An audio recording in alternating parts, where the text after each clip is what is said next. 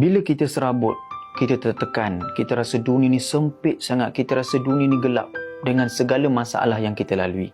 Ingat, 3 ayat daripada Al-Quran, Allah pujuk kita supaya kita jadi lebih kuat. Yang pertama, la yukallifullahu nafsan illa wus'aha. Allah tidak akan bebankan kita dengan satu-satu perkara kecuali kita mampu untuk melaluinya. Yang kedua, Allah Ta'ala sebut dalam surah Al-Insyirah, inna ma'al usri yusra wa inna ma'al usri yusra. Allah Ta'ala sebut 2 kali. Setiap kesusahan ada kesenangan. Setiap kesusahan ada kesenangan. Kena percaya itu. Dan yang ketiga, Allah Ta'ala sebut la tahzan. Jangan bersedih. Innallaha ma'ana.